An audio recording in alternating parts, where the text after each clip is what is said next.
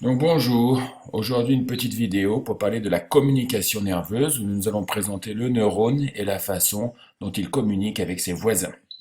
Donc la cellule nerveuse ou le neurone est une cellule très particulière avec de nombreux prolongements cytoplasmiques. Alors ces prolongements, il y en a de deux sortes. Il y a d'abord les dendrites qui ont pour rôle d'apporter des informations au corps cellulaire. Donc dans tous les dendrites, l'information circule toujours de façon centripète ou jusqu'au corps cellulaire. Donc dans le corps cellulaire, toutes ces informations qui arrivent vont être analysées, vont être traitées, et enfin, le neurone enverra une information motrice ou un ordre dans le seul axone qu'il possède.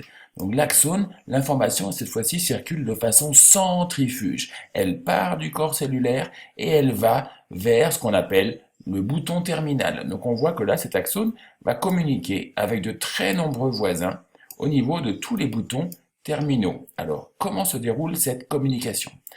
En fait, elle se déroule au niveau de la synapse. Donc nous avons une très jolie photo en 3 dimensions ici. Donc lorsqu'un message nerveux arrive, il va entraîner la migration de petites vésicules qui possèdent à l'intérieur des substances chimiques qu'on appelle des neurotransmetteurs. Donc ces petites vésicules, elles vont s'ouvrir sur la fente synaptique et elles vont libérer donc ces petits messagers chimiques qui vont aller se fixer sur les récepteurs. Une fois qu'ils sont fixés sur les récepteurs, on va avoir naissance d'un nouveau message, et une fois que le rôle a été réalisé, que leur action a été réalisée, ces neurotransmetteurs vont être recapturés pour être recyclés dans de nouvelles vésicules. Donc on voit qu'au niveau de la synapse, nous n'avons pas un message nerveux de type électrique comme dans les fibres nerveuses, mais nous avons une transmission chimique de l'information.